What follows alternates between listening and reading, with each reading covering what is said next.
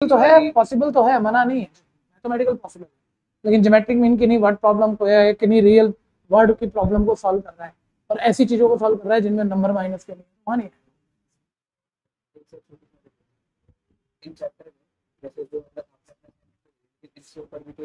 बहुत कुछ है। अच्छा, मजा टफ की बात तो नहीं करते, हाँ, लेकिन असाइनमेंट आपको देंगे।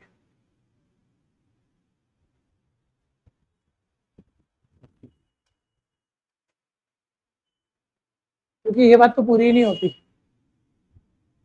ठीक है ना। क्वेश्चन तो ऐसे हैं कि जो तुमसे नहीं ले छोड़ो मेरे से नहीं ले, ऐसे भी हैं। तो लेकिन अपने को जो लेवल पूरा करना है वो लेवल के क्वेश्चन हम आप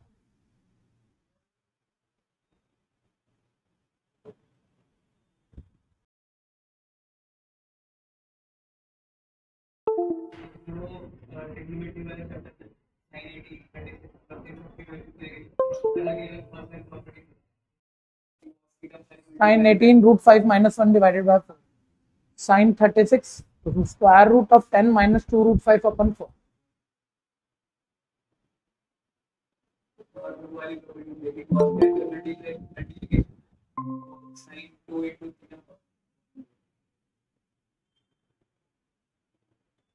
जेई प्रिपेयर कर रहे हो ना, तुम्हारी ऑनलाइन क्लास किसके साथ है?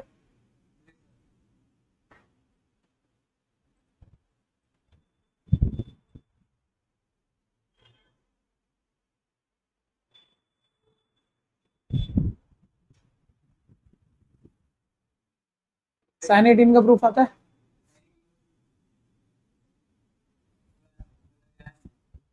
करा तो करके क्यों बोलते हो? करके क्यों बोलते हो? कोई भी बोलता है, लेकिन एक ही बारी करा है ना, पहली बारी में हमने समझा, समझ में आ गया, कर भी लिया जब भी समझ में आया, लेकिन 5 दिन के बाद हम भूल रहे हैं, रिवीजन की। तो वीक में एक दिन ना 2 घंटे लेके पूरे वीक का, कई बात तो देखते एकदम से आपने टॉपिक देखा, हाँ मेरे को पता है मैं बोल सकता हूँ, कुछ बातें ऐसी दिखेंगी नहीं ये मैं बोल नहीं सकता, कंसेप्ट तो ध्यान है लेकिन अटक भी सकता हूँ, तो उसको दोबारा तब जाके वो अपनी बनेगी, तब फायदा है ना।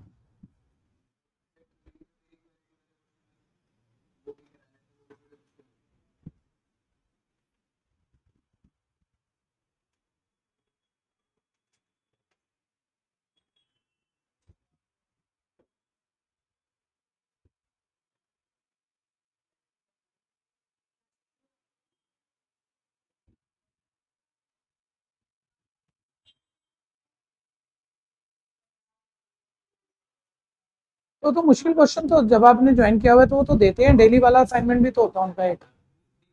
हाँ, हो जाता है वो, नहीं उसमें भी फंसते होंगे क्वेश्चन, बहुत फंसते हैं। मैं आपको सीबीएसई वाले में दूंगा, सीबीएसई के सारे अच्छे क्वेश्चन।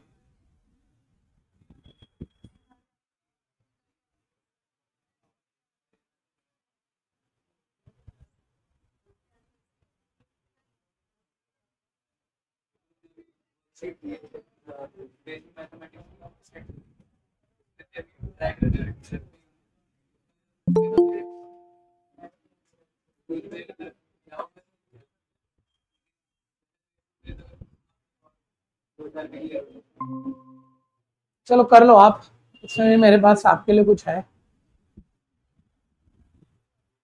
दूसरे के फटे में टांग नहीं फटा, मैं अपना अपना बताऊंगा, वो अपना, क्रॉस कनेक्शन ना वो फिट करेंगे ना हम।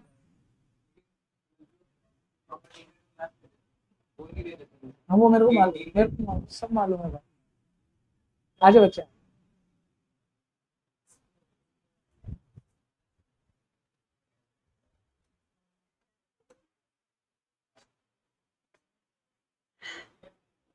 कहाँ से आए?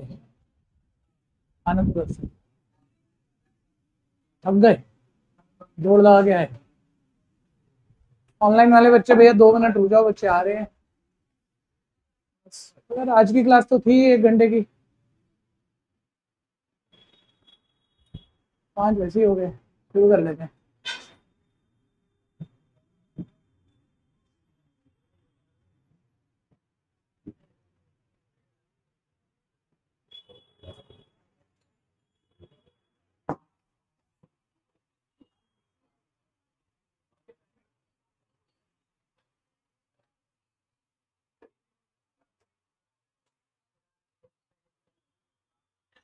ग्राफ आते हैं साइन से कॉट तक के सारे होने।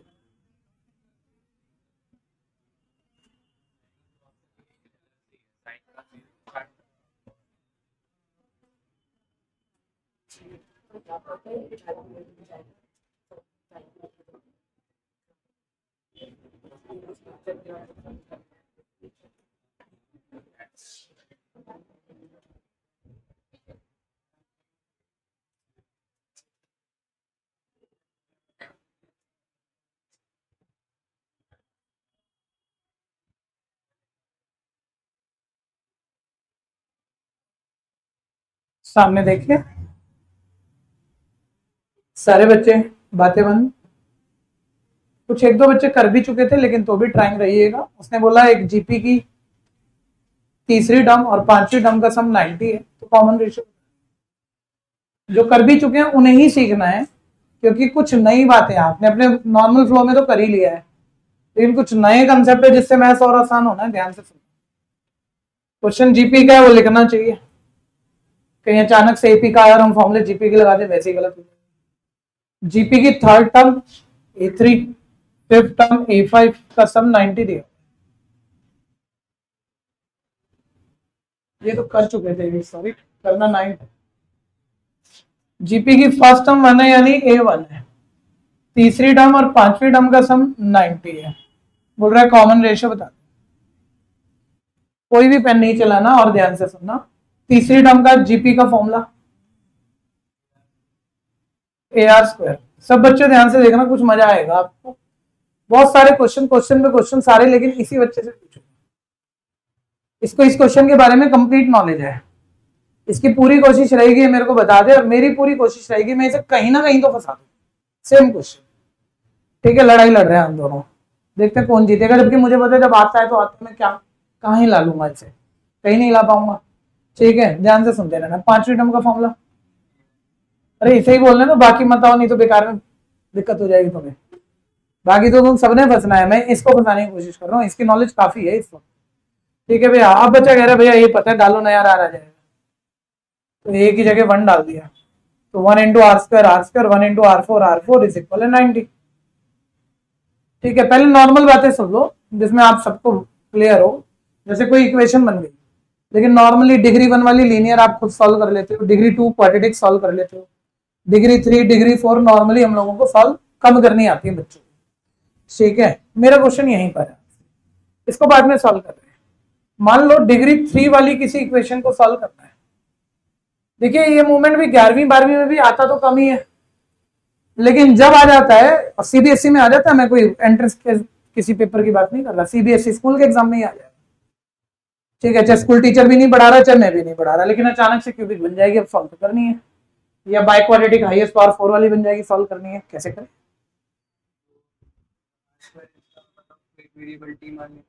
एक हाँ, इसमें तो हो जाएगा, उसमें तो आर भी है, फिर R√T हो जाएगा। अगर R² को T मान लोगे तो फिर R³ का क्या करोगे? वो T√2 हो जाएगा, T√T हो जाएगा। वो क्यूबिक कैसे सॉल्व होती है?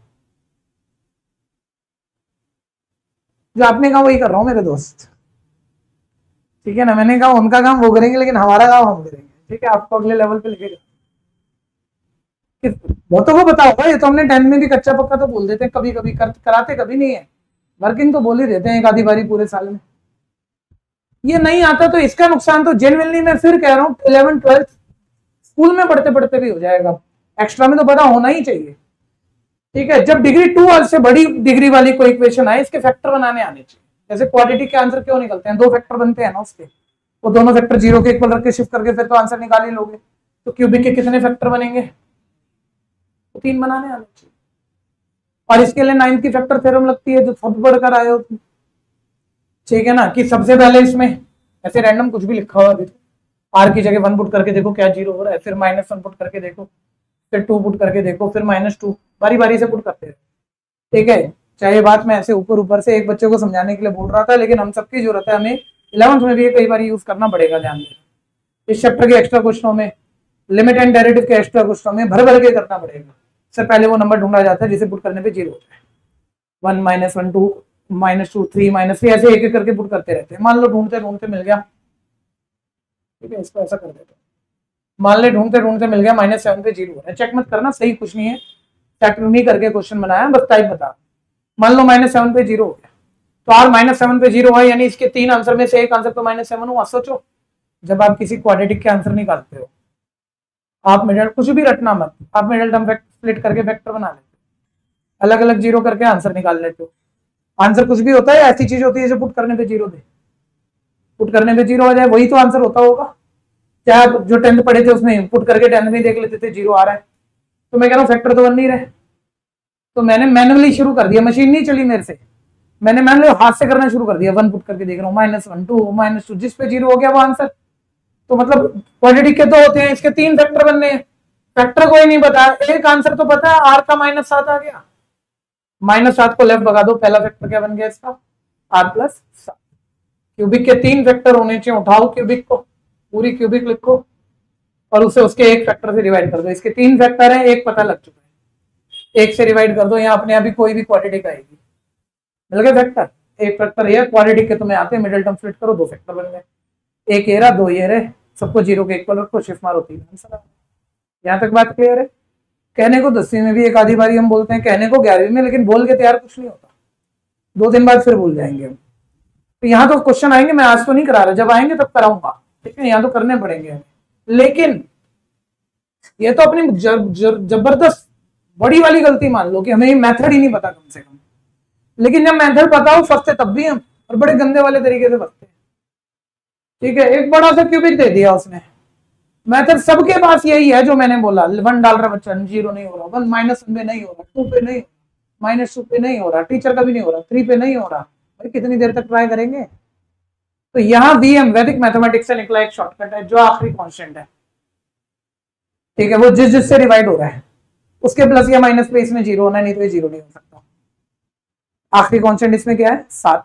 7 किससे डिवाइड होता है, 1 और 7 से, यानी ये 0 हुआ तो +1 पे होगा, -1 पे होगा, +7 पे होगा, -7 पे होगा, अदरवाइज नहीं, अदरवाइज आप आंसर नहीं निकाल सकते, इमेजिनरी आंसर भी है, ठीक है, फिर आउट ऑफ बॉक्स चला जाएगा।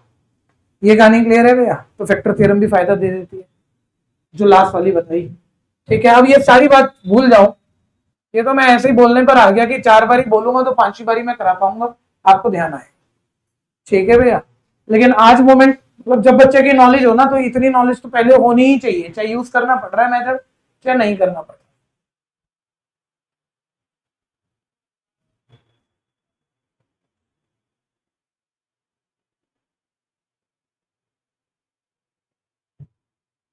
हाँ ध्यान देना, तो भाई है तो बाय क्वाड्रेटिक की डिग्री 4 वाली,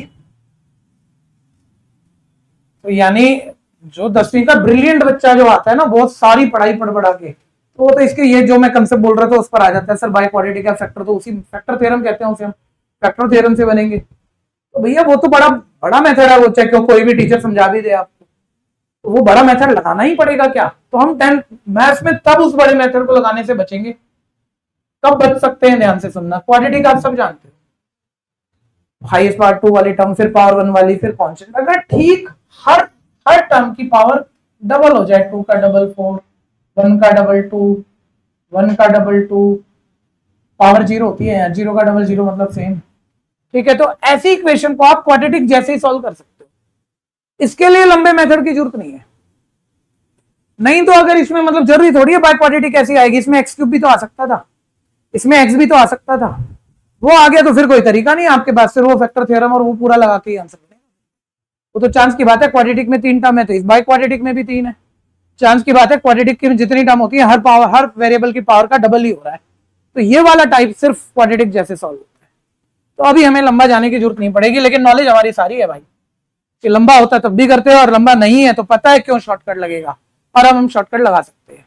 ये नहीं ना टीचर ने कह दिया बेटा डायरेक्ट क्वाड्रेटिक जैसे कर दे, तो हर क्वेश्चन थोड़ी हो जाएगा बाय क्वाड्रेटिक क्वाड्रेटिक जैसे, समझ गए। 3 ही टर्म होनी चाहिए, पावर 2 का डबल 4, 1 का डबल 2, 0 का डबल 0, तभी लग सकता है मेथड। अब है तो कुछ भी नहीं, आर स्क्वायर को टी मानना है वो भी भूल जाओ, जो मैं लास्ट क्लास ऐसे ऊपर ऊपर से बोल रहा था। आप क्वाड्रेटिक जैसे शुरू करो ना यार, -90R4, ठीक है। 90 के ऐसे फैक्टर जिन्हें मल्टीप्लाई करें 90 है, प्लस माइनस करें 1 है, प्लस का 1 चाहिए, बड़ा प्लस छोटा माइनस, और मिडिल टर्म क्वाड्रेटिक में आर वाली होती है तो दोनों के साथ आर लिखते हो, अभी मिडिल टर्म आर स्क्वायर वाली है तो दोनों के साथ क्या लिखोगे, आर स्क्वायर। चेक कर लो, मल्टीप्लाई कर लो, यही आ रहा है, प्लस माइनस कर रहे हो यही आ रहा है। ये बात क्लियर हो गई। और अब ध्यान देना, आर की power 4 plus 10r square minus 9r square. अब ये बिल्कुल क्वाड्रेटिक जैसे सॉल्व हो गया, लेकिन कुछ पेन मत चलाना, बहुत मजेदार बातें अभी सुननी है। R square common, R square plus 1 minus 9 common, sorry 10 minus 9 common, R square plus 10 is equal है 0। पूरे इक्वेशन में से आर स्क्वायर प्लस 10 कॉमन अंदर बच गया, R square minus 9 is equal है 0। शिफ्ट कर लोगे, आर स्क्वायर माइनस 10 आ जाएगा, आर स्क्वायर 9 आ जाएगा। स्क्वायर उधर ले जाओगे, रूट माइनस 10 बाहर प्लस माइनस आ जाएगा। स्क्वायर उधर ले जाओगे, रूट बाहर प्लस माइनस, तो आर इक्वल प्लस माइनस 3 हो जाएगा। और ये इमेजिनरी आंसर है, रूट के अंदर नेगेटिव का कोई मतलब नहीं होता, उसे रिजेक्ट कर दोगे। कॉम्प्लेक्स नंबर के अलावा हर चैप्टर में, कॉम्प्लेक्स नंबर में हमें इमेजिनरी आंसर लिखने होते हैं, वहां हम रिजेक्ट नहीं करते, वहां हम लिखते हैं। ठीक है, अभी तो कॉमन रेशियो तो आ गई, और आप ऑलवेज यही मेथड यूज करना है इसी तरह से। लेकिन सारे बच्चे छोड़ो, जल्दी से बताओ, एक इक्वेशन दी हुई है, ब्रैकेट खोलोगे, लीनियर है या क्वाड्रेटिक है? क्वाड्रेटिक है। किस मेथड से सॉल्व कर सकते हो? जो जो पता है सब बता दो। स्प्लिटिंग मिडिल टर्म या फॉर्मूला, दो ही बातें पता है। लेकिन चांस की बात, एक तीसरा मेथड होता है जो एक लाइन में आंसर देता है, लेकिन हमेशा नहीं लगता है। ठीक है, किन्हीं किन्हीं क्वेश्चन में लग जाता है। भाई ये कोई नहीं, दो नंबरों की मल्टीप्लाई है, ऐसे नंबर जो एक कम एक ज्यादा ही है, x प्लस 1 से x एक कम है, और या x से x प्लस 1 एक ज्यादा है। तो क्या आप 56 को ऐसे दो नंबरों में ब्रेक कर सकते हो जिनकी मल्टीप्लाई 56 तो हो दो ही, और एक दूसरे से एक कम एक ज्यादा हो? कर सकते हो क्या? एक कम एक ज्यादा, जल्दी बोलो। दिखता है तो दिखता भी, और किसी को भी दिखता है, सर 8 7 था, ये भी तो एक कम एक ज्यादा वाली बात है। बड़ा वाला वेक्टर बड़े के एक पल रखो, छोटे वाला छोटे के एक पल रखो, आंसर आ गया। बोलो x का आंसर क्या? माइनस का नहीं आएगा, लेकिन माइनस वाला कभी नहीं आएगा, ध्यान देना। ठीक है, और x का आंसर बोलो यहां भी क्या आया? चाहे आप छोटे वाला छोटे वाले के एक पर रख लो x 7, और चाहे इसको इसके एक पर रख लो, x का कितना आ गया? क्या? x माइनस 8 होगा। ये बात क्लियर होगी? हाँ सही कह रहे हो, गलत नहीं। इनाम दूं? ठीक है भैया, कहानी क्लियर है?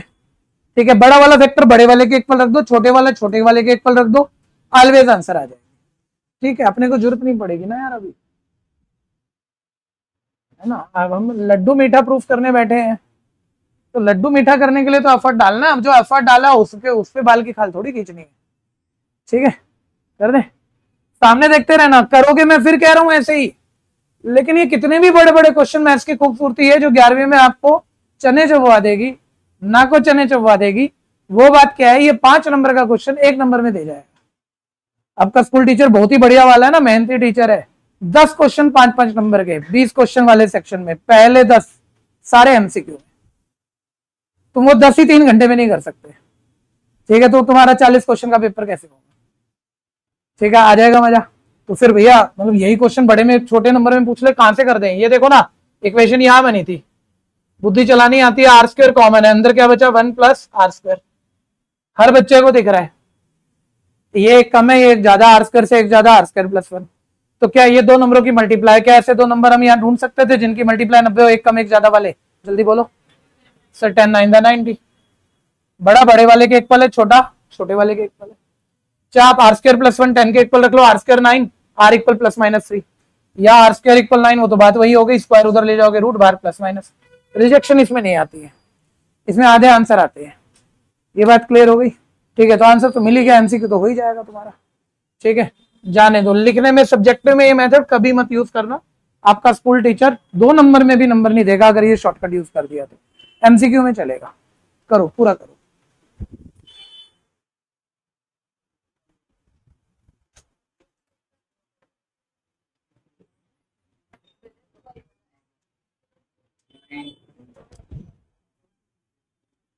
सही होगा, नंबर नहीं मिलेंगे। अब बताओ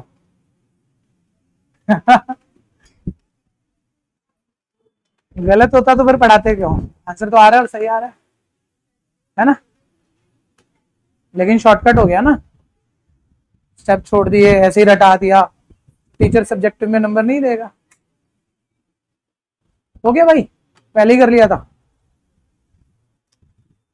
कर लो फटाफट कर लो।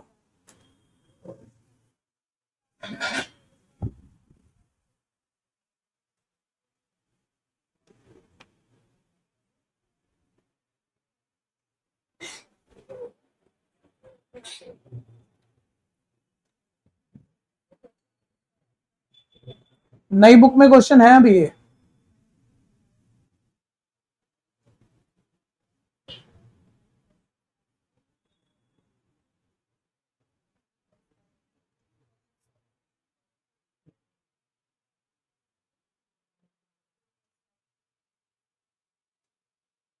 सिंपल है। दोनों बच्चे भी आके बैठे हो भाई। जीपी की पहली टर्म 1 है, A1 हो गया। तीसरी और पांचवी टर्म का सम 90 है, लिखा। जीपी की तीसरी टर्म आप जानते हो AR स्क्वायर, पांचवी टर्म आप जानते हो AR4 90 है। बोल रहा आर बता, तो ए मिसिंग है। पहले तो भाई सिर्फ आर वाली इक्वेशन चाहिए, तो ए फालतू है, तो ए की वैल्यू 1 वो पुट कर दो, तो 1 into R square 1 into R4 equal है 90। अब दिक्कत है इक्वेशन है, लेकिन डिग्री 4 वाली हमें आती नहीं, हमें डिग्री 2 तक आती है। तो मैंने पहले सारे नंबर लेफ्ट ले लिया, अरेंज कर लिया। R4 plus R square minus 90 equal है 0। क्वाड्रेटिक है नहीं, लेकिन क्वाड्रेटिक की नेचर रख रही है ये थोड़ी सी। क्वाड्रेटिक में पहला आर स्क्वायर वाला नंबर होता है, पावर डबल है, स्क्वायर का डबल 4। दूसरा आर की पावर 1 वाला होता है, ये फिर डबल है स्क्वायर। तीसरा कांस्टेंट होता है, कांस्टेंट ही है। तो चाहे क्वाड्रेटिक नहीं है, लेकिन नेचर है क्वाड्रेटिक की पावर की डबल हो रही है, बिल्कुल क्वाड्रेटिक जैसे solve. First last line multiply minus 90 R4, 90 के फैक्टर 10 9 90, 10 माइनस 9 1 प्लस का 1 ही बैठ रहा है, प्लस 10 माइनस 9। क्वाड्रेटिक में मिडिल टर्म आर वाली होती है, आर स्क्वायर वाली है, तो मिडिल टर्म के साथ आर स्क्वायर लिख दो दोनों के साथ। तो मल्टीप्लाई करके देखोगे ये आर है, प्लस करके देखोगे ये आर है, जैसे क्वाड्रेटिक में देखते हो। तो R4 plus 10 R square minus 9 R square middle term की जगह लिख दिया, minus 90। First two last two normal common है, जो आपने क्वाड्रेटिक बहुत फेल रखा है, ठीक है। बस first two last two common लेके शिफ्ट मारे, आंसर आ गया बिल्कुल क्वाड्रेटिक जैसे।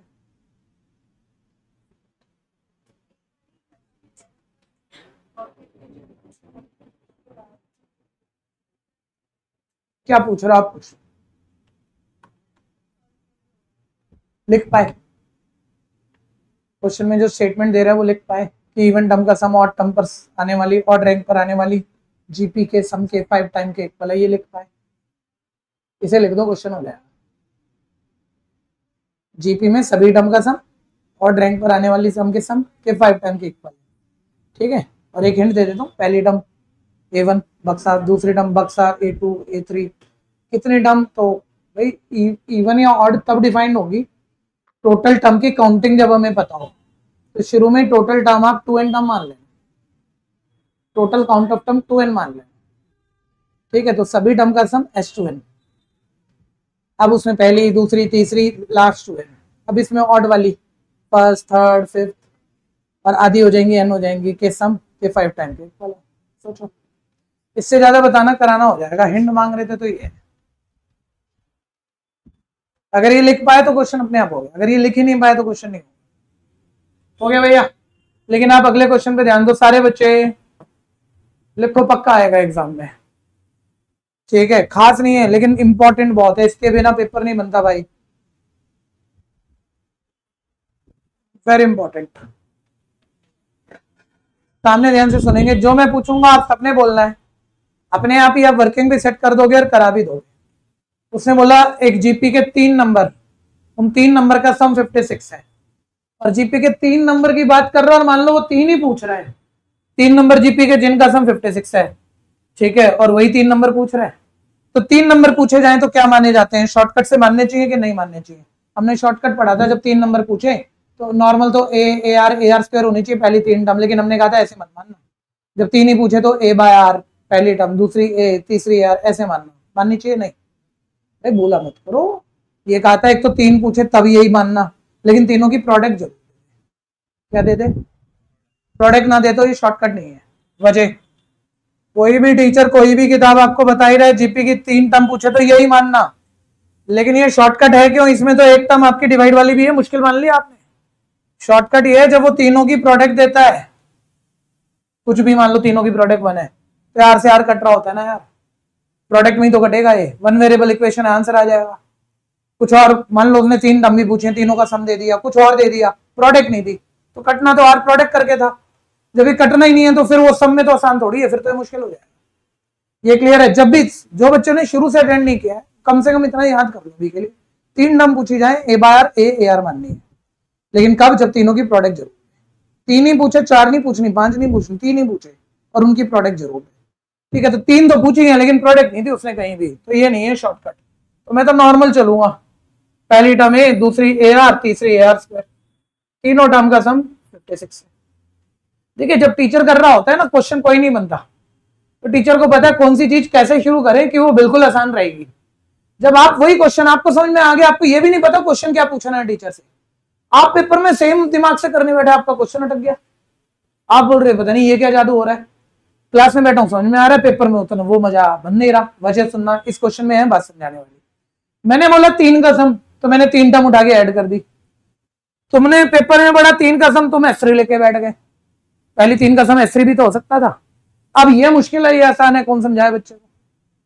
यार 30 टर्म का सम थोड़ी मांगा है, 30 टर्म का सम तो ए आर स्क्वायर कब तक लिखोगे और कब तक ऐड करोगे, वो नहीं हो पाएगा ऐड, 3 ही तो थी, शुरू की 3 तो आप बोल भी सकते हो काउंटेबल है, तो ए आर स्क्वायर बोल के इक्वेशन बना लेनी चाहिए, क्योंकि कहां आप S3 का फॉर्मुला डालोगे, 3 लाइनें फॉर्मुला डालने में लग जाएंगी, तब एक मुश्किल इक्वेशन है, समझ रहे हो? लेकिन यहीं पर 3 का सम नहीं 30 का सम होता तो पक्का किससे निकालते? फॉर्मूले से।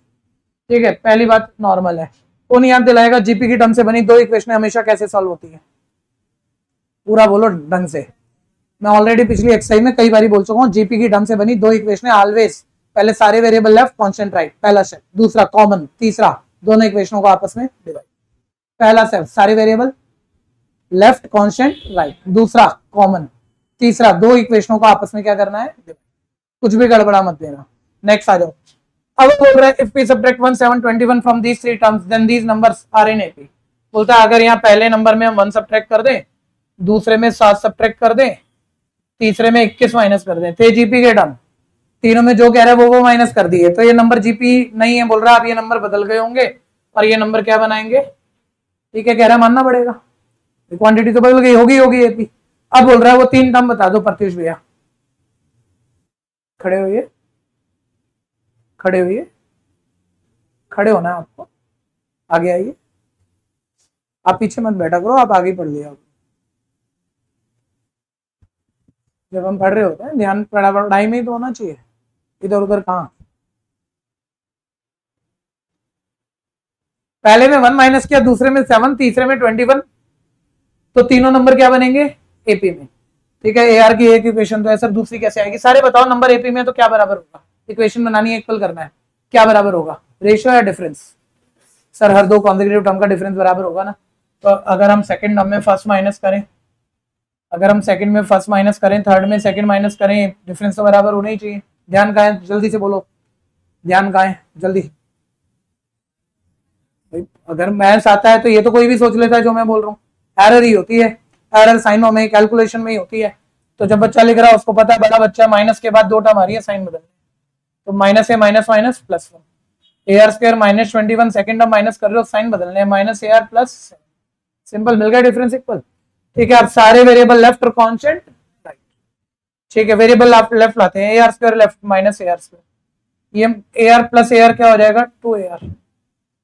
ठीक है, वेरिएबल माइनस ए भी है, कांस्टेंट राइट ले जाते हैं। ठीक है, माइनस 21 प्लस 7 हो जाएगा उधर माइनस 14, ये माइनस 7 प्लस 1 माइनस 6 उधर जाके हो जाएगा प्लस 6, तो minus A R square plus 2AR minus A equal है माइनस 8, मिल गई इक्वेशन। और नॉर्मली वैसे तो जो मेथड बोला उससे अब आगे बढ़ जाओ, अपने आप आंसर आ जाएगा, लेकिन मैंने हमेशा पढ़ाते हुए बोला किसी भी इक्वेशन में हम पहला साइन माइनस का देखना पसंद नहीं करते, अच्छा नहीं लगता, मतलब फालतू बात है ये, मतलब थोड़ा सा तकलीफ बनता है माइनस से ना, तो हम ऑलवेज माइनस से डिवाइड करके माइनस को हटा भी लिया करते हैं। तो -1 से डिवाइड कर दो, सारे साइन कट जाएंगे, माइनस का प्लस, प्लस का माइनस, माइनस का प्लस, माइनस का प्लस। कोई कोई बच्चा इसे दूसरे तरीके से हैंडल करता है, बोलता है मैं तो पहली टर्म जैसे 10 में करता था शिफ्ट ही उधर करता हूँ जिधर पहली प्लस की बने, तो मैं सारे वेरिएबल राइट पेज ले गया, कांस्टेंट लेफ्ट ले गया, तो मेरा सेम ही आ गया, मेरे को डिवाइड नहीं करना। लेकिन ध्यान से देखना, एक पंगा हो जाता है अच्छे अच्छे बच्चों से, बच्चे सामने देख, ठीक है बहुत बढ़िया मेहनत कर रहे हो आपने, ये तो नॉर्मल है, वर्किंग तो समझ ली, इक्वेशन सॉल्व करने का तरीका कॉमन लेके डिवाइड करना है, बस आपने एक पंगा कर दिया, आपने एक इक्वेशन में कांस्टेंट लेफ्ट रखा और वेरिएबल राइट रखे, और एक में वेरिएबल लेफ्ट और कांस्टेंट राइट, और कॉमन लेके डिवाइड कर दिया, कुछ भी नहीं होना। ठीक है भैया, वेरिएबल कटेगा थोड़ी भाई, वेरिएबल को वेरिएबल से भिड़ाएगा जब तो लड़ाई में कुछ कटेगा। वेरिएबल को तुम कांस्टेंट से डिवाइड कर दो और कांस्टेंट को वेरिएबल से क्या कटेगा। क्वेश्चन फंस भी सकता है, अभी फंसेगा नहीं कह रहा, फंस भी सकता है, कभी मुश्किल भी हो जाएगा। ठीक है, तो दोनों इक्वेशनों में इसलिए मैंने वेरिएबल लेफ्ट, कांस्टेंट राइट।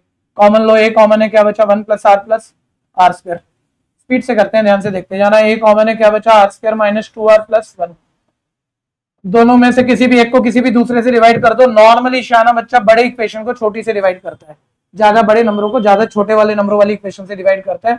1 / 2, तो ये आ गया a × 1 + r plus r square divided by a × r square minus 2r + 1 is equal है 56 डिवाइडेड बाय 8। 8 7 56, ए से ए कट गया। वन वेरिएबल इक्वेशन है, क्रॉस मल्टीप्लाई करते क्वाड्रेटिक है, अरेंज करके फैक्टर बना के आंसर आ जाएंगे। ध्यान से देखते रहना। 1 + r स्क्वायर इज इक्वल है 7r स्क्वायर, 7 की माइनस 2r से मल्टीप्लाई माइनस 14r + 7।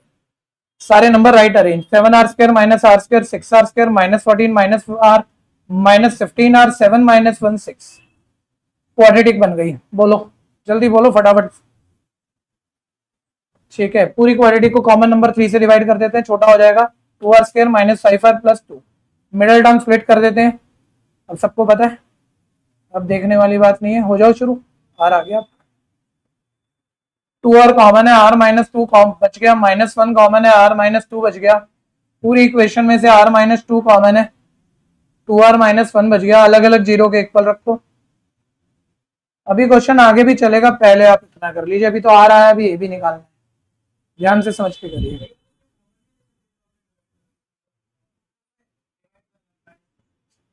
कॉमन लेके क्या करोगे फिर? नहीं, एक मिनट, कॉमन लेंगे हम -1, है ना, और फिर माइनस से माइनस लेफ्ट राइट काट देंगे। एक स्टेप कॉमन का और एक स्टेप काटने का। कितनी लाइन लगी? और डिवाइड बाय -1 में कितनी लगी? r स्क्वायर माइनस 2ar है प्लस वो है, वो तो होल स्क्वायर भी है ना, a माइनस b का whole square, ar minus a का होल स्क्वायर, पूरे का होल स्क्वायर है, सिर्फ r पे, a पे नहीं है ना।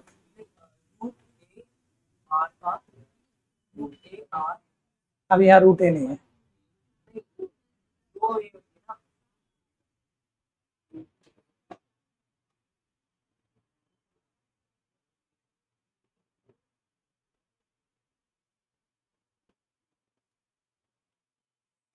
फिर क्या फायदा?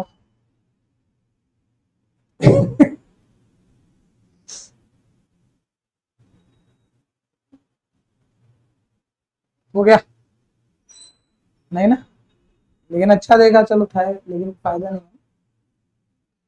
हाँ जी तनिषा, हो गया?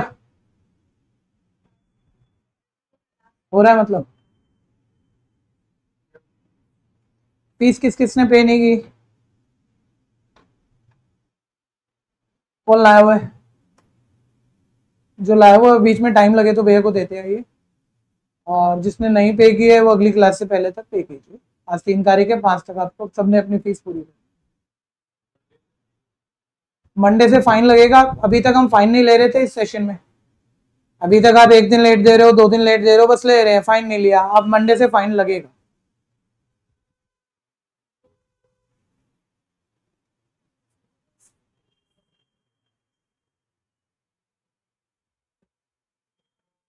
पूछ लेना भाई जहां दिक्कत रहे।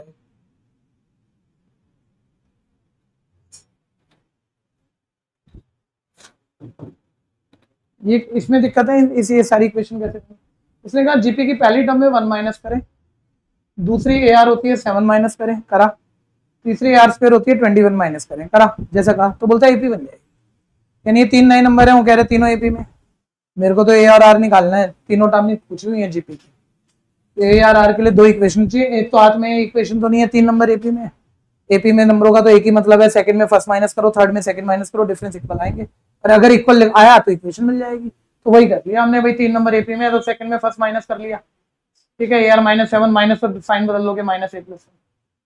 थर्ड में सेकंड माइनस कर लिया, A R square -21 minus A R minus +7। Difference आ गए, इक्वल होने चाहिए एपी है तो। यहाँ तक कोई दिक्कत? इक्वेशन मिल गई, अब आसान करो। आसान इक्वेशन क्या? Variable left constant right. तो देखते रहो एक second. Plus A R square इधर माइनस ए आर स्क्वायर, फिर ए R plus A are 2 AR, 2AR, फिर -1 कॉन्स्टेंट राइट ले गए, -21 + 7 -14, -7 + 1 -6 उधर जाके +6, -14 + 6 -8 मिल गई इक्वेशन। और यहाँ तो पहले ही है, और ये भी जीपी की टर्म से बनी है, ये भी जीपी की टर्म ही है, ये AR स्क्वायर से बनी है और जीपी की टर्म से बनी, दो इक्वेशन कॉमन लेके डिवाइड होकर ही सॉल्व। तो इसमें कॉमन ए था और इसमें कॉमन पहले मैं -1 से डिवाइड करके थोड़ा आसान भी कर लिया, साइन भी कर दिया, ठीक है। ए कॉमन इसमें ले लिया और बस आपस में डिवाइड किया, डिवाइड नॉर्मल है, इसे कट गया, 8 7 56 कट गया, आप क्रॉस मल्टीप्लाई करो, सारे नंबर एक तरफ अरेंज करो, क्वाड्रेटिक है, क्वाड्रेटिक 2 से 3 से कॉमन नंबर से डिवाइड करके वो भी छोटी हो गई, क्वाड्रेटिक की मिडिल सम टर्म स्प्लिट करके हमने आंसर निकाल लिया। कहानी क्लियर है कि नहीं? ठीक है,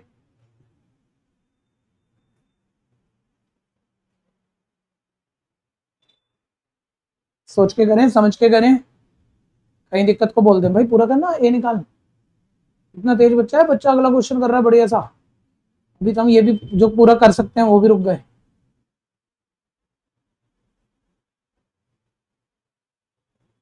दो इक्वेशन है, किसी में भी आर डाल दो जो छोटी लगे और ये आ जाएगा।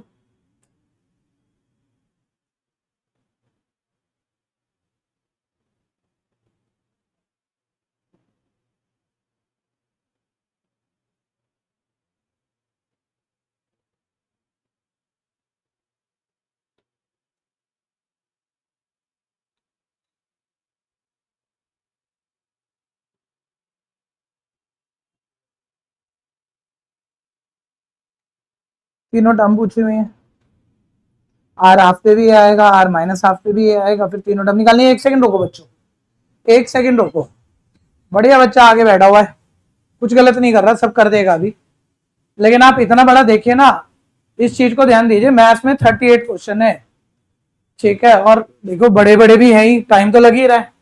अब आप इसमें और टाइम लेना सीख लो। अब बच्चे को मैंने कहा आर आ गया, पुट करके ए निकाल ले, तो उसे पता है निकाल भी लेगा। इस वाली इक्वेशन में पुट करा, भाई इसमें क्यों पुट कर रहे हो आप, इसमें मतलब आर पुट करके उसका स्क्वायर करना है, फिर मतलब और ए साथ में मल्टीप्लाई में चल रहा है, तकलीफ नहीं है तुम्हें ए निकालना, इससे अगले वाली बेहतर नहीं है, कॉमन लिया हुआ वाली में डालना चाहिए।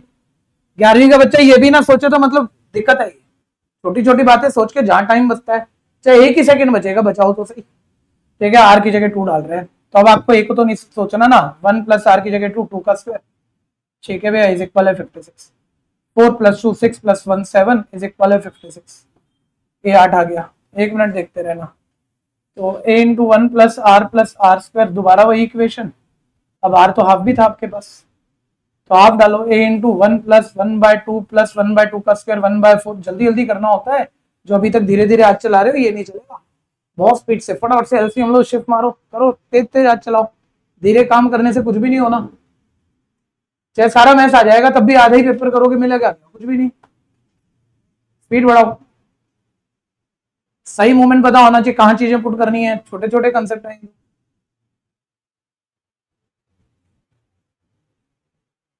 एलसीएम 4 डिवाइड 4, 4 की 1 से मल्टीप्लाई, 4 डिवाइड 2, 2 की 1 से मल्टीप्लाई, 2 डिवाइड 1, 1 की 1 से मल्टीप्लाई, 1 इज इक्वल है 56, a इंटू 7/4 इज इक्वल है 56, 7 8 56, a आ गया 32, r हाफ पर आ गया a 32 और r 2 पे आ गया a 8। 1 मिनट सामने देखना, जो अधूरा छोड़ देगी आपकी आदत 11वीं में तो नहीं चलेगी ना यार। ए और आर आ गया, पूछा किसने, पूछी तो 3 नाम है तुमसे जीपी की, पूरी करो ना, करो पूरी फटाफट से, ए आर स्क्वायर, ए 32 है और यहाँ कॉमन रेशो आपकी हाफ थी, तो 32 का हाफ 16, 16 का हाफ 8, ठीक है। यहाँ ए 8 है और कॉमन रेशो 2 है, तो पहली टर्म 8 हो गई, दूसरी टर्म 8 2 16 हो गई, तीसरी टर्म 16 2 32, आंसर है 32 16 8 या 8 16 32, एक ही बात।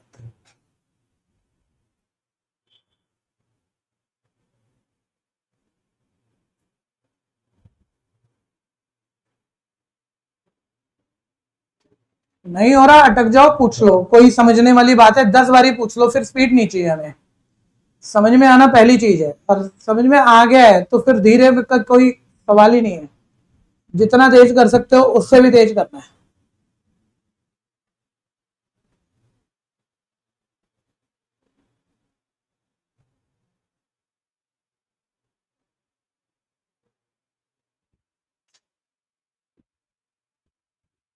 बताओ, समस्या बताओ, क्वेश्चन मत जाने देना अगर कोई कंफ्यूजन है तो।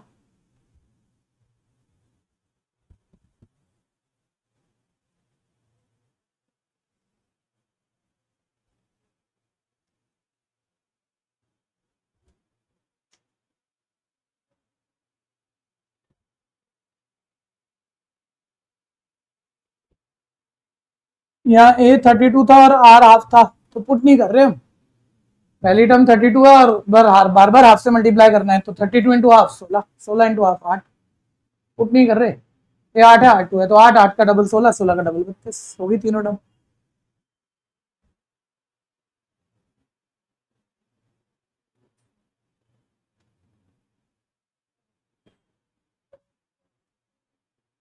सबसे आसान इक्वेशन में डालना भाई यार, बड़ी वाली क्यों डाली, ऊपर बना रखी है, उनमें जो सबसे छोटी लगे उसमें डालो।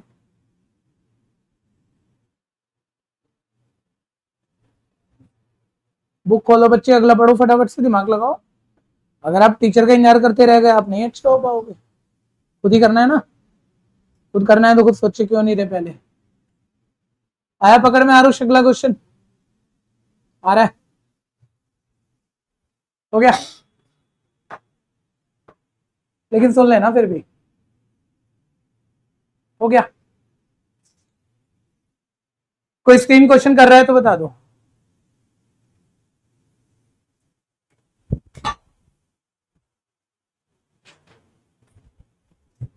थर्सडे वाली क्लास में जो बच्चे अकाउंट्स की क्लास से आते हैं थोड़ा सा टाइम का ध्यान दो। अगर आप 10 मिनट लेट आ जाओगे तो 1 घंटे की क्लास में बचेगा क्या? नहीं, वो थोड़ा सा सर को पहले बोल दिया करो ना, 2-4 मिनट पहले, 5 जितना टाइम तुम्हें लगता है। वो कभी कभार चलो फ्लो चल रहा होता है, तो टॉपिक चल रहा होता है, ऐसा छोड़ नहीं पाते हम, तो कभी कभार की बात अलग है, नहीं तो नॉर्मली तो वो छोड़ ही देंगे।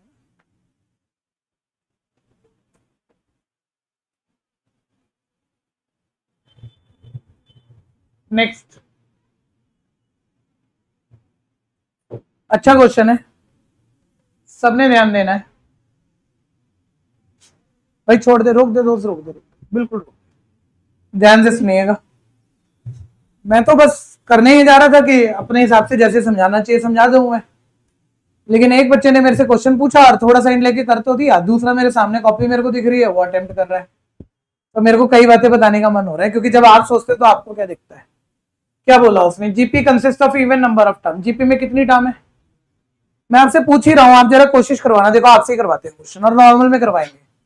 नंबर ऑफ टर्म अब पता नहीं कितनी है, लेकिन इवन है, तो कितनी मानो, 10 20 कोई पर्टिकुलर मान सकता हूं या शब्दों में बोलनी पड़ेंगी? काउंट शब्दों में मानना पड़ेगा, उसने थोड़ी दिया 10 मान लो तो 10 ही सही है, 20 भी तो हो सकती है, तो 10 20 तो आप बोल नहीं सकते। एन बोल दूं तो सर एन का मतलब तो 5 भी हो सकता है और 6 भी हो सकता है, और 5 हो गया तो काउंट ऑफ टर्म ऑड हो जाएंगी, जबकि काउंट ऑफ टर्म क्या है, इवन। तो मानो ऐसा कि एन कुछ भी डालो बने तो इवन, वो तो 2n बोलना पड़ेगा। ठीक है, ये कोई मतलब मेरा ऐसा नहीं है कि मैंने अपने मन से बोल दिया है, मजबूरी है, जरूरत है, बोलना पड़ेगा। तो नंबर ऑफ टर्म्स हमें कितनी बोलनी पड़ेंगी, 2n। अब n की जगह आप जो भी डालो काउंट तो इवन ही बनेगा। 3 डालो 3 2 6, 4 डालो 4 2 8 बनेगा, तो 6 और 8 इवन, ये काउंट ऑफ टर्म इवन आ गई। तो जब इवन नंबर गारंटी से मानना हो तो 2n माना जाता है, और जब ऑड नंबर गारंटी से मानना होता है या तो 2n - 1 या 2n + 1 मानना पड़ता है। इवन में एक कम कर दो तो भी ऑड है, इवन में एक बढ़ा दो तो भी ऑड है। यहां तक कहानी क्लियर है? काउंट ऑफ टर्म मैंने इवन मानी, ठीक है। अब ध्यान देना, अब वो बोल रहा है भैया इन सारी टर्म का सम ऑड रैंक पर आने वाली टर्म के सम के 5 टाइम के इक्वल है, तो कॉमन रेशियो होता है। मैं कह रहा हूं बस ये जो कह रहा है इसे लिख दो, और 11वीं के बच्चे के लिए कोई बड़ी बात थोड़ी होनी चाहिए। सारी टर्म का सम ऑड रैंक पर आने वाली टर्म के सम के 5 टाइम के इक्वल है, बस ये लिखना ही है। तो सारी टर्म कितनी, लेकिन कोई बहुत तेज बच्चा वो कह रहे इवन टर्म है। इवन टर्म नहीं है, काउंट ऑफ टर्म इवन है, टर्म इवन नहीं है। टर्म तो तुम्हें पता ही नहीं है, ठीक है। किसी को लगा इवन टर्म्स का मतलब जो टर्म की वैल्यू है वो इवन है, 2 4 6 8, बोले पूरा ही क्वेश्चन चला गया। ठीक है, AP consist of even number of term, count of terms even है, गिनने में 100 है 200 है, वो इवन है, टर्म की वैल्यू तो पता ही नहीं है। ठीक है, अब इन सब टर्म का सम बोलो, बोलो ये सब टर्म मुझे तो नहीं पता भाई क्या क्या है ना, उसने बताई, मैंने पूरा क्वेश्चन पढ़ लिया, लेकिन पहली टर्म को आप क्या कहोगे, दूसरी बोलते जाओ जल्दी जल्दी, आप नहीं कराना करा पाओगे, और आखिरी को एन नहीं, काउंट ऑफ टर्म आपका 2n है, तो आखिरी टर्म कौन सी होगी 2n। बोल रहे सभी टर्म का सम, तो सभी टर्म गिनने में 2n है, 2n टर्म का सम ऐसे ही लिखूंगा ना, ठीक है, सभी टर्म का सम, ठीक है, n टर्म का सम Sn, 50 टर्म का सम S50, तो 2n टर्म का सम S2n, ठीक है, सभी टर्म का सम। ऑड रैंक पर आने वाली टर्म, ऑड रैंक पर बताना कौन कौन सी आएगी, पहली प्लस बोलो ना तीसरी, ऑड रैंक भाई, ऑड, पहली, तीसरी और पांचवी। ऑड रैंक पर जितनी भी टर्म आएगी भाई इनकी गिनती भी पता लग जाए। मान लो कोई बाद में कोई सीक्वेंस बन गया, ईपी बन गया, जीपी बन गया, ऐड तो कर लेंगे हम, लेकिन ये तो पता होनी चाहिए गिनने में कितनी है। गिनने में कितनी है, यहाँ एक बढ़िया बच्चा बोला है गिनने में n-1, नहीं मैं आखिरी का रैंक नहीं पूछ रहा, मैं काउंट पूछ रहा हूं। गिनने में कितनी है, तेरी बोल, n-1 है गिनने में। 100 नंबर हो कभी तो 100 नंबरों में इवन कितने, 50, और ऑड कितने, आधे आधे ही होते होंगे। यहाँ टोटल नंबर कितने हैं 2n, तो उसमें से आधे कितने हुए n इवन है और n ऑड, ठीक है। गलती मत कर देना, गिनने में टर्म कभी लिख दो n-1 है, 2n-1 है। अरे गरीब आदमी ध्यान से सुन, इससे पक्का लास्ट टर्म 2n टर्म है, तो उससे पिछले वाली कौन सी होगी 2n-1, तो आप उससे पिछले वाली ऑड होगी, ये भी सोच रहे हो। लेकिन इसको क्या लग रहा है कि आखिरी ऑड टर्म 2n-1 है, तो उसका रैंक भी 2n-1 है। वैल्यू और रैंक अलग अलग बात हो जाती है। 1 से 100 तक की गिनती लिखी, इससे पिछला 99 ऑड भी है, तो क्या ये नंबर लास्ट ऑड नंबर है, तो ये गिनने में 99 हो जाएगा ये। अगर सिर्फ ऑड ऑड लिखोगे 1 + 3 + 5 + 99 तक, तो क्या आखिरी की वैल्यू 99 है, तो क्या उसका रैंक भी 99 हो जाएगा क्या, नहीं सर, ऑड ऑड लिखे हैं तो 100 नंबरों में ऑड तो आधे नंबर है, आधे नंबर तो 50 ही होंगे, वो तो गिनने में तो 50 होंगे। समझ में आता है ना। तो एक समझदारों वाली गलती कोई भी अच्छा बच्चा अभी नहीं टोके हम तो बाद में कर देता है। तो किसी ने बोला है तो फायदा ही है, ध्यान से सुनना। सभी टर्म का सम यानी 2n टर्म का सम। ऑड रैंक पर आने वाली टर्म पहली, तीसरी, पांचवी आधी हो जाएंगी ना, आधी यानी गिनने में कितनी हो जाएंगी, बोलो गिनने में कितनी हो जाएंगी n टर्म्स। ऑड रैंक पर आने वाली टर्म के सम के कितने टाइम के इक्वल है, जो कह रहा है वही लिखा है, मैंने कहा मैं तो कुछ भी नहीं किया। देखो अगर आप सुन चुके हो तो नंबर ऑफ टर्म इवन है 2n माननी पड़ेगी, सबका सम 2n का सम। ऑन रैंक पर आने वाली टर्म के सम के 5 टाइम के इक्वल है। अब मुझे कुछ पढ़ाना नहीं है, क्वेश्चन अपने आप बोल रहे कॉमन रेशियो बता दे। सर कैसे बताओगे, मुझे नहीं आता, आपको कराना पड़ेगा। जीपी में बोलो n टर्म के सम का क्या फॉर्मूला होता है, r की पावर n-1 अपॉन, ठीक है। एक बार ये जीपी लिखवा दो, पहली टर्म बोलो इसकी, दूसरी टर्म। जो बच्चा कोशिश नहीं कर रहा वो नहीं सीख पाएगा, बाकी सब मजे में करा लेंगे, सबको बोलना है। अगली टर्म, अगली टर्म, एक बारी पांचवी तक लिख दी, ठीक है जी। 2n टर्म का सम फॉर्मूला डालो, बोलो ओरिजिनल जीपी में a का मतलब फर्स्ट टर्म का मतलब तो a ही है। कॉमन रेशियो क्या चल रही है r, नंबर ऑफ टर्म बोलो ओरिजिनल एपी में पूरी कितनी टर्म का सम निकालना है, तो नंबर ऑफ टर्म n का मतलब क्या हो गया, बहुत ध्यान से समझना जरा, ठीक है, -1 अपॉन कॉमन रेशियो तो आ रही है सिंपल। राइट साइड पे ध्यान दो, राइट साइड पहले यहां लिखते हैं। बोलो पहली टर्म क्या है आपकी a, तीसरी टर्म का फॉर्मूला बोलो, पांचवी टर्म का फॉर्मूला बोलो, ऐसी ऐसी कितनी टर्म का सम निकालना है, ठीक है। बताना ये खुद एक नई जीपी है या नहीं है, चेक करो। इसकी पहली टर्म क्या है, फिर किससे मल्टीप्लाई करूं कि AR² आए, R², AR² की किससे मल्टीप्लाई करूं कि AR4 आए, हर बारी किससे मल्टीप्लाई कर रहे हो, यानी ये भी जीपी है, जीपी का सम तो आप निकाल ही सकते हो। अच्छा एक बारी दोबारा से बताओ, इस वाली जीपी में नंबर ऑफ टर्म कितनी थी 2n, और कॉमन रेशियो क्या चल रही थी r। इसमें उल्टी बात है, इसमें कॉमन रेशियो क्या है सरदार जी, कॉमन रेशियो क्या है R², और नंबर ऑफ टर्म क्या है, इसमें नंबर ऑफ टर्म 2n है, इसमें n है। उसमें कॉमन रेशियो r है, इसमें कॉमन रेशियो r²। फर्क है थोड़ा सा, फर्क होते हुए भी बातें सेम बनेगी, ध्यान से सुनना। इज इक्वल, लेफ्ट साइड पूरा सेम लिख देते हैं। 5 टाइम ऑफ सर एक जीपी को तो ऐड करना है, करो ना, बोलो फर्स्ट टर्म डालना है। फर्स्ट टर्म का मतलब क्या है, यहाँ जो यहाँ खुद नहीं करवाएगा वो फंस जाएगा बाद में, बस फॉर्मूले में वैल्यू भरवानी है आपको। फर्स्ट टर्म कॉमन रेशियो क्या है r है, R², तो कॉमन रेशियो की जगह R² डालोगे, और नंबर ऑफ टर्म क्या है बोलो, नंबर ऑफ टर्म की जगह पावर पे ही n लिखोगे, ठीक है, -1, ठीक है। देखो दोनों तरफ लेफ्ट राइट ब्रैकेट सेम बना है, अलग वजह से। यहाँ कॉमन रेशियो r थी, नंबर ऑफ टर्म 2n थी। यहाँ कॉमन रेशियो इस वाली जीपी में R² है और नंबर ऑफ टर्म कितनी है, लेकिन न्यूमरेटर वाला फैक्टर तो सेम ही बन गया। नीचे बताओ कॉमन रेशियो क्या थी आपकी, पानी क्लियर है वे, ठीक है, लेफ्ट राइट देखो, ए आर की पावर 2n-1 सब कट गया। ठीक है, R square -1 1 upon R -1 is equal 5 upon R square -1 को A square minus B square फॉर्मूले से ए प्लस बी फैक्टर भी बना सकते हो, ये भी कट गया। आर प्लस 1 किसके इक्वल आ गया, 5 के, तो आर की वैल्यू क्या आ गई आपकी, कहानी क्लियर है भैया। और अगर आर मेरे पास 4 आ गया, पूछा क्या था उसने, कॉमन रेशियो हो गई। करो फटाफट से, जिसको कंफ्यूजन है बोल देना, जिसका कोई क्वेश्चन है पहले बोल लो। बोलो सरदार जी, मन में मत रखना यार, क्वेश्चन अच्छे हैं आपके, मजा आता है सुनने। पहले नहीं आ रहा था, लेकिन अभी तो 1-2 क्लास से तो आ रहा है। बोलो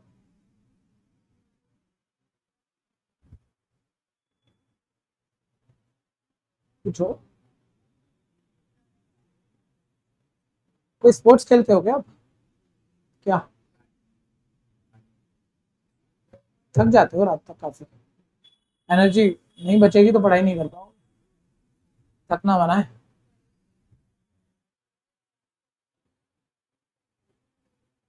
यार मजा सा नहीं आ रहा 11वीं में भाइयों, प्रगुन और आप यहाँ कोई टीम बना लो ना, यहाँ आगे वाली सीटें पकड़ लो, है ना, ग्रुप बने, फिर कंपटीशन में आए बच्चे।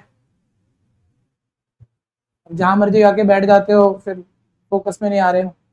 तस्वीर में आओ, फ्रेम में आओ।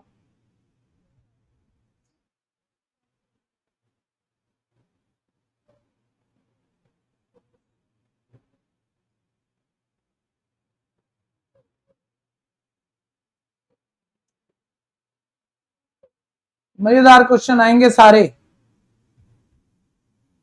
ओल्ड एनसीईआरटी चल रही है, बहुत मजा आएगा, बहुत इंटरेस्ट आएगा, सारे फाइटिंग क्वेश्चन है, दिमाग लगा के करते रहना, दिमाग चलाना भी आ जाएगा, क्वेश्चन को बोल लेना। जिनकी ज्यादा छुट्टियां हुई हैं, जिन्होंने जीपी के बेसिक क्वेश्चन नहीं करे, वो सीधा एक अच्छा लेवल देख रहे हैं, तो क्वेश्चन कोई है बोलना शुरू करो, शर्माओ मत।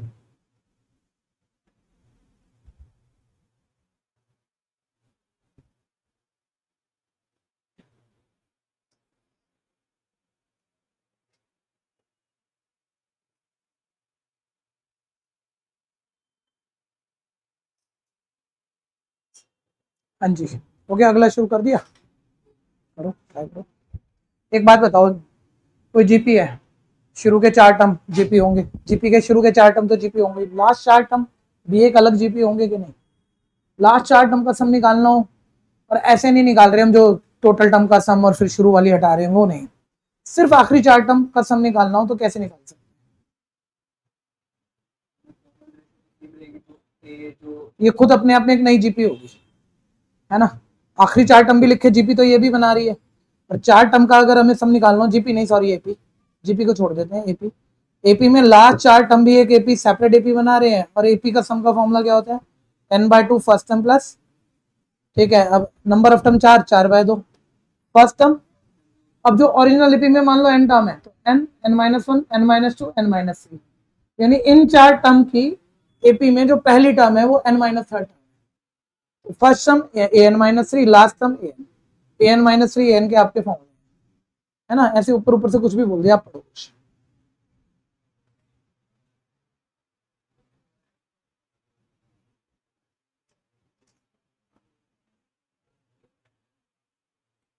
हो गया भैया, कोई कर रहा है तो बताओ,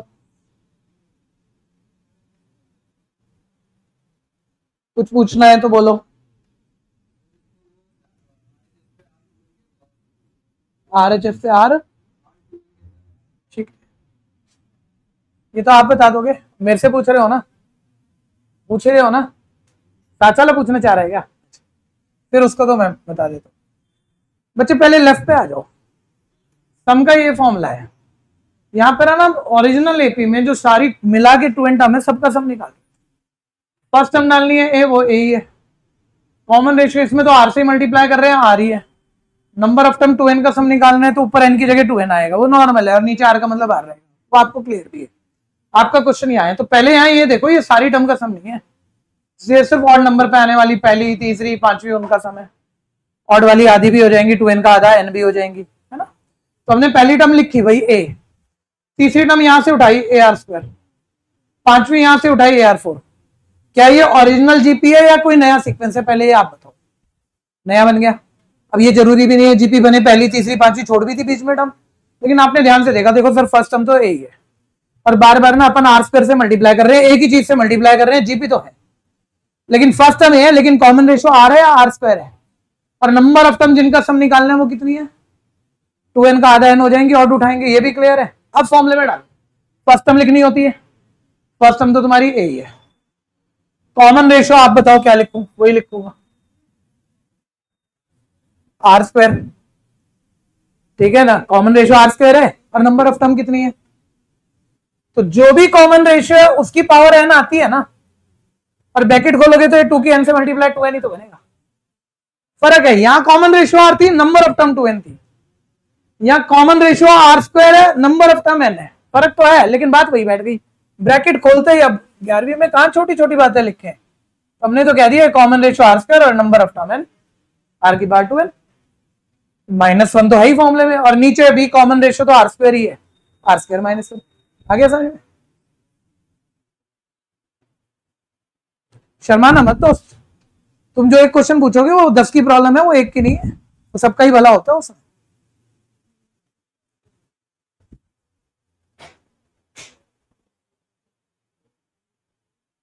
नेक्स्ट सामने देखो, एक एपी में सारे बच्चे छोड़ दो भाई, एक एपी में पहली 4 टर्म का सम 16 है, लास्ट 4 टर्म का सम 112 है, फर्स्ट सम 11 है, बोलता है नंबर ऑफ टर्म बता, ठीक है। एक बारी एक एपी में पहली टर्म है, दूसरी है, तीसरी है, नंबर ऑफ टर्म तो पता नहीं है ना, तो लास्ट तो कोई सी भी होगी, क्या पता लास्ट टर्म को यूजुअली हम क्या कहते हैं।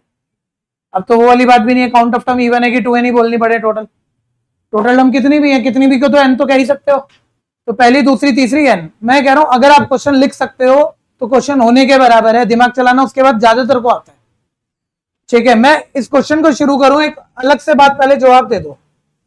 देखिए आपके सामने एक एपी बना के लिख रहा हूं और 100 तक लिखनी है, तो मैं इसमें लास्ट के भी कुछ नंबर लिख देता हूं, ठीक है। एपी चल रही है, चेक करो 2 4 6 8, मैं कह रहा हूं इसके सिर्फ लास्ट 4 टर्म का सम निकालना है कभी आपको, सिर्फ आखिरी 4 टर्म का, तो जो पूछ रहा हूं जवाब दो, सिर्फ आखिरी 4 नंबर एक अलग एपी बना रहे हैं कि नहीं, सिर्फ इन्हीं 4 नंबर को चेक करोगे, ये भी तो एपी है, दो ही तो बढ़ रहे हैं।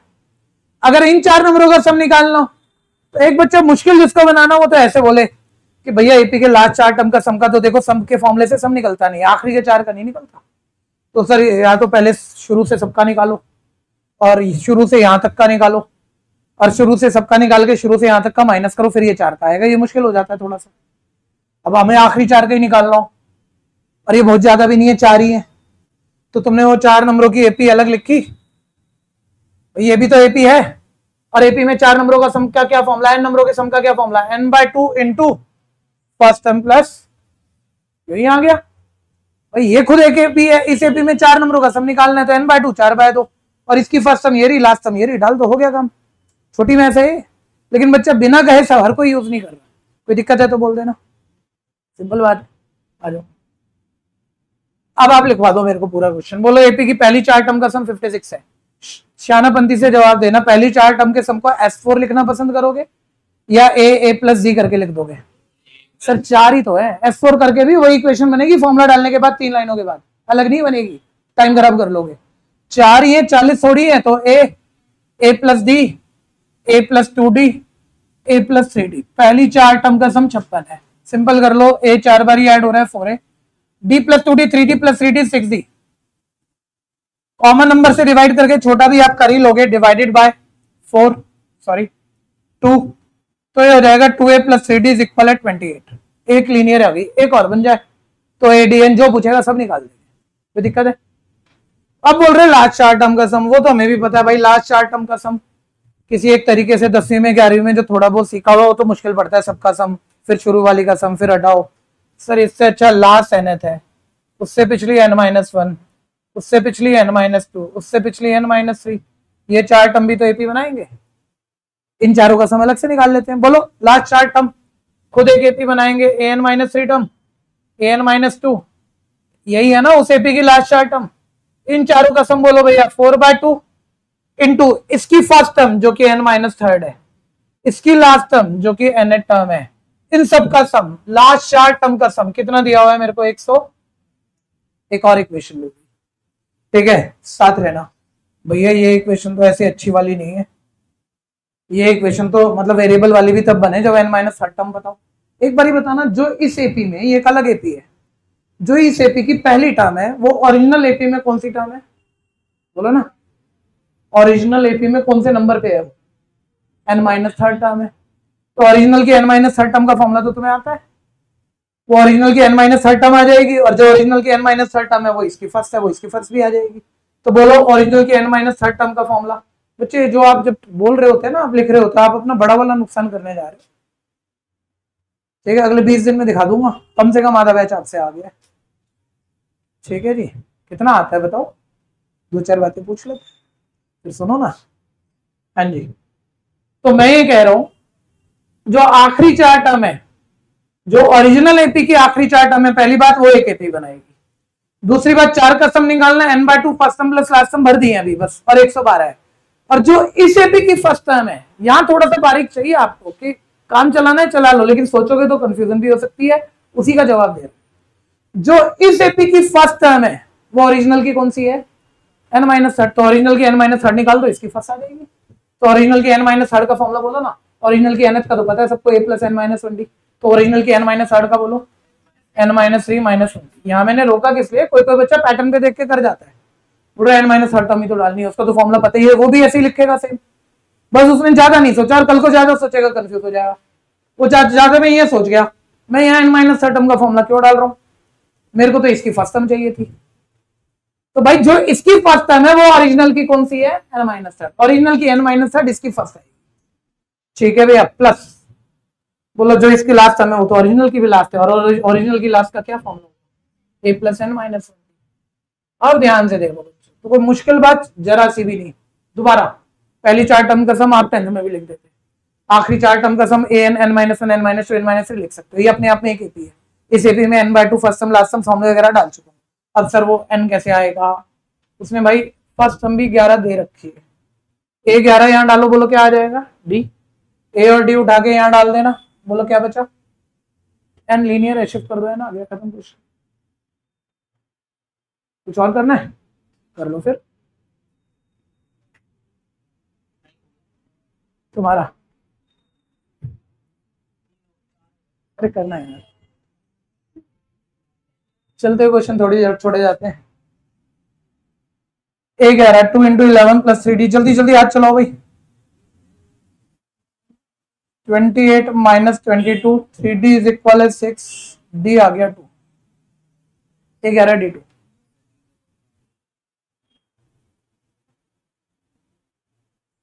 a 11 d2, इधर आ जाओ, इसको ऐड कर लेते हैं, a plus A 2a, d common, n minus 4 plus n minus 1 is equal है 112। लेफ्ट राइट काट दिया, 56 पे कट गया, 2a plus 2n minus 5 into D is equal है 56। इसमें a और d फिट कर देते हैं, n आ जाएगा। पुट a 11 d2, तो 2 into 11 plus 2n minus 5 into 2 is equal है 56। 2n minus 5 into 2, 56 minus 22, 34, 2 17 the 32, 2n is equal 22, n is equal 11।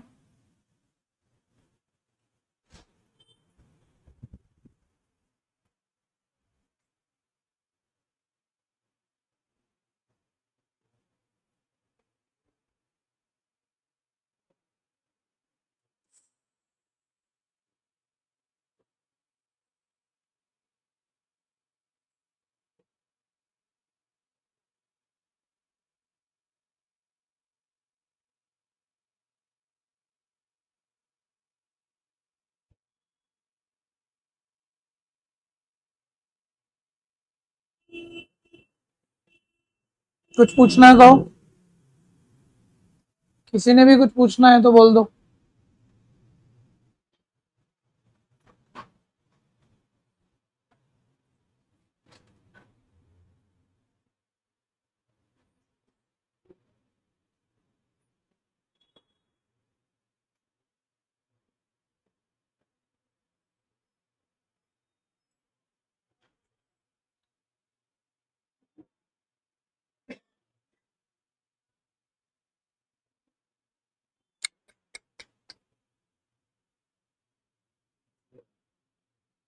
चलो ठीक है, चलेगा।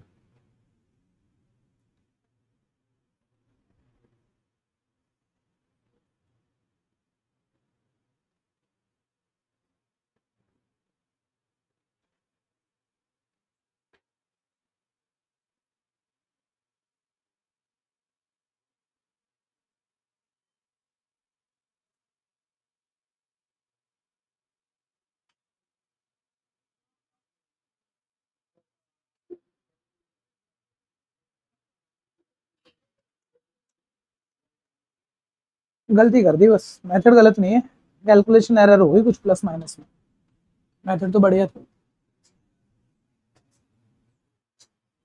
ए क्या है, 44 लिख दिया तुमने? अच्छा, तो तेज भी हो तुम तो यार। करो करो, लेकिन अब ये जो स्टेप स्किपिंग होती है ना ऐसी वाली, इसी से एरर बन जाती है, तो ये थोड़ी सी कम करा करो जब तक एरर बन रही है तुमसे। भर दो भाई फीस, भर दो, जो फीस लाए क्लास होगा।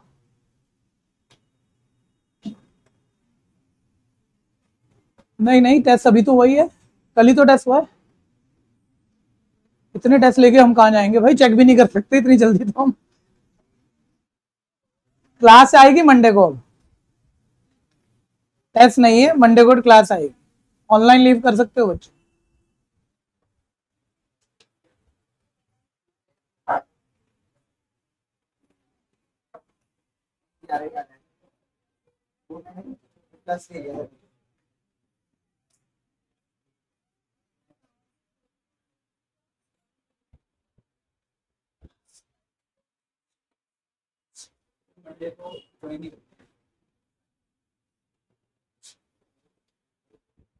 तो तुम्हारी ये रेगुलर क्लास है या ऑफलाइन, जो तुमने पीडब्ल्यू वाली ली हुई है? अच्छा, और वीकेंड है?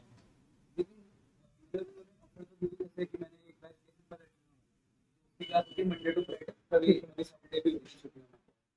और एक वीकेंड एक्सप्रेस वाला उन्होंने बैच दिया था कि बैकलॉग कवर करने के लिए, वर्जन 2.2 3.4। नहीं, जो कोई एक बैच जो आप मेन पकड़ के चल रहे हो उसकी सारी क्लास लेते हो ना, इसकी कोई भी मत छोड़ना। ये ना हो ना थोड़ा थोड़ा थोड़ा इधर से कर लिया, थोड़ा उधर से कर लिया, पूरा कुछ नहीं होगा, वो पूरा जरूर। तो एक बैच पकड़ो। लेकिन बीच में भी छुट्टी होगी मंडे को, तीन दिन की वजह से जो बैकलॉग वो एक दिन मंडे का ही बहुत होता है। फिर इस चीज को भी ध्यान देना, हम लोग अपना वाला कराएंगे, वो लोग अपना क्रॉस नहीं कर पाएंगे, उनकी एक्सपर्टीज। उनसे भी मतलब मेरा डाउट तब तो लेकर मेरा डाउट मैं बताऊंगा, सीबीएसई का, मैं जेई के सारे डाउट मैं नहीं क्लियर, वो डाउट वही करें, नहीं लेके आओ तो अच्छा, लेकिन मैं आपको अपने पर अपने लेवल पे पढ़ा, ठीक है ना?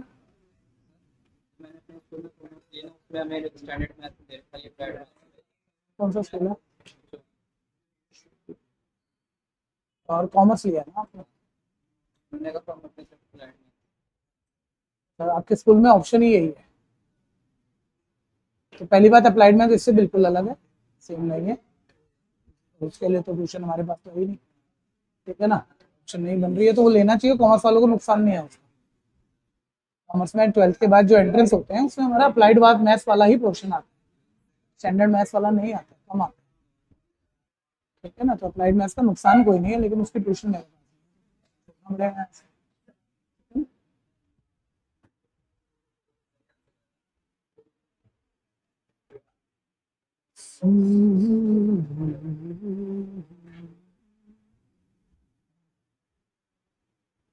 15 में डेसिमल हटाओगे तो 100 आएगा, 10 क्यों आएगा?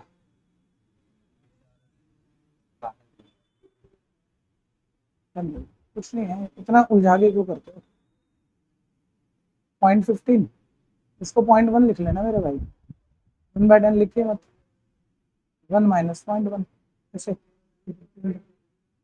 तो 0.15, ये 0.9 हो जाएगा, ये तो सॉल्व होना ही नहीं है, इसको सेम ही रखना है आपने, बस यहाँ डेसिमल के बाद 2 डिजिट है, आप 2 बनाओ, 0 डाल ही सकते हो, और डेसिमल से डेसिमल उड़ा दो, और 15 6 90 सीधा खत्म हो गया।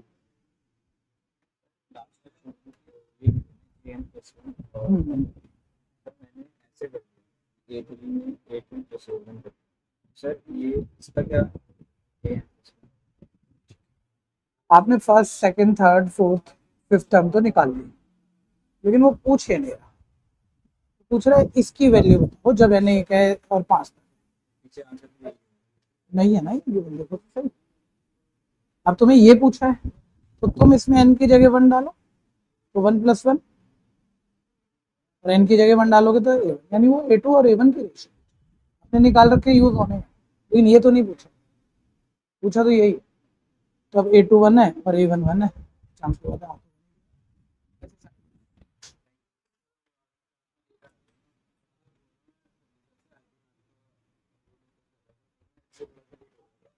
सर भैया कहते हैं मतलब पापा कोचिंग में सोचा था तो पापा को बोला था पापा कहते हैं बात करवा दे मैं फिर भैया को बोलूँगा लेट करवा दूँगा सर ने मना कर दिया आपको। तो मैंने आप उनसे पूछा तो ये कह रहे कि अगर जीडी और बीआई होगा ना तो उसके अंदर स्पीकिंग स्किल्स अच्छी होती है, तो उसके लिए जितने कॉम्पिटिशन में पार्ट ले सकते हो वो करो, जीडी और नॉर्मल पढ़ो वो काम करने के लिए, और जो उसके अंदर जीके वाला पार्ट है आपको quantitative aptitude RS Agarwal, quant की इंडिया की बेस्ट बुक है, वो नहीं है तुम्हारे पास, हमारे पास 11th की RS Agarwal for quantitative aptitude special edition, ठीक है। वो क्वांट के लिए सारे एंट्रेंस एग्जाम के लिए चाहिए, वो कर लो, वो ले लो। RS अग्रवाल क्वांटिटेटिव एप्टीट्यूड इस नाम से ही मिलेगी। इसको करने के बाद आप एक ठीक लेवल पे पहुंच जाओगे, लेकिन ये आप टारगेट लो कि 11वीं के दौरान ये किताब खत्म करनी है। ये 11वीं के दौरान किताब खत्म हो जाएगी, जिस दिन हो जाए 11वीं में हो जाए, 11वीं के 12वीं के स्टार्ट तक हो जाए, उस दिन बोल देना बस एक बुक नहीं, पेपर अगले टेस्ट से पहले यानी 1 वीक के अंदर अंदर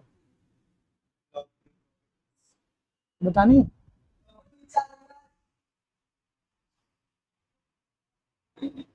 मंडे बताऊं?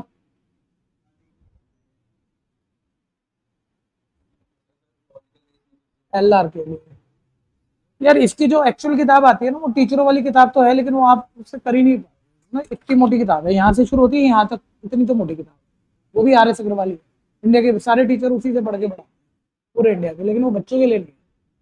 बच्चों के लिए अरिहंत की बुक ले लो, रीजनिंग की कोई भी है।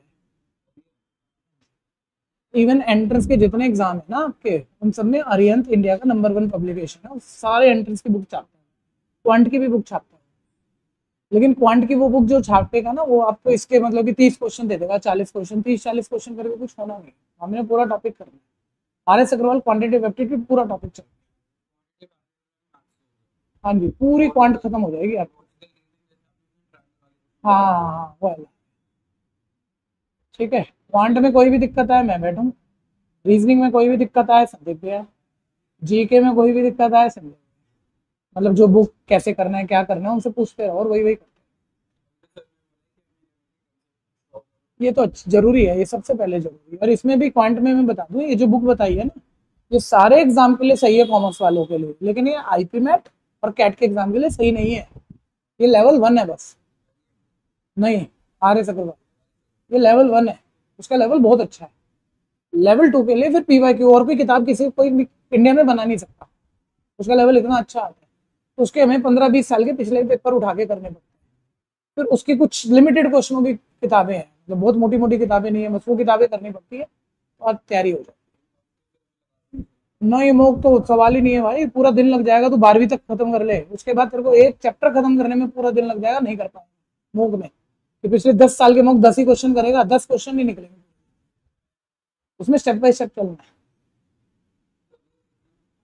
अभी मतलब वो किताब लेके आओ और उसको टाइम लगेगा, वो एक दिन में नहीं होगी मोटी किताब। 11th के लिए तो ये करनी ही पड़ेगी, और एक्चुअली क्या है उसमें तो बेसिक क्वेश्चन है, मतलब ना 10th तक का मैथ्स है जो उस RS अग्रवाल से बेसिक पूरा हो रहा है।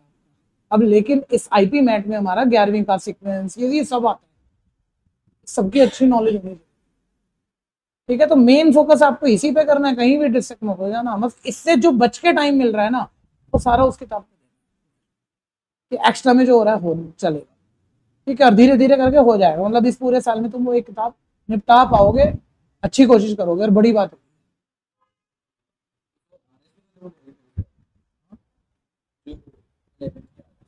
नहीं 11th में आरएस करो ना करो, ठीक है। जैसे हाँ, लेकिन अब आप आईपी मैट की भी तो तैयारी साथ ही करो यार, वो रीजनिंग वाली मत करना। नहीं अरियन तो लेनी ही नहीं है अभी, आरएस अग्रवाल क्वांटिटेटिव एप्टीट्यूड लेना है। मेन फोकस 11th की आरएस पे ही करना है, तो पहले ये खत्म होनी चाहिए, क्योंकि जो मेरा ज्यादा पोर्शन आ रहा है ना आईपी मैट में, वो 11वीं का मैथ्स आ रहा है, 12वीं का कम है, और 11वीं का एक्स्ट्रा आ रहा है। तो एक्स्ट्रा ये आरएस अग्रवाल हमारी सही कर देगी, इसके कंसेप्ट अच्छे कर देगी, तो पहले ये पूरी खत्म करनी है, वो खेल है। तो आप 10वीं के शुरू के 2 महीने भी डेडिकेशन से लग गए ना 12वीं में, तो उसमें कर लो आप। हाँ जी, लॉजिकल रीजनिंग ये वो हो जाएगा, ठीक है। लेकिन इसको तेजी से लेके चलो फिर, अगर इतना डेडिकेशन है ना कि ये जितनी जल्दी जो चैप्टर कर लिए ना करके टाइम बचता है, तो फिर आरएस अग्रवाल क्वांट भी करनी है और लॉजिकल रीजनिंग भी शुरू कर लेना है, ठीक है। मेरे को मैसेज देके छोड़ देना आईपी मैट कि आप इंटरेस्टेड हो, मैं थोड़ी सी कुछ चीजें और बताऊँ, ठीक है, लेकिन मैसेज दे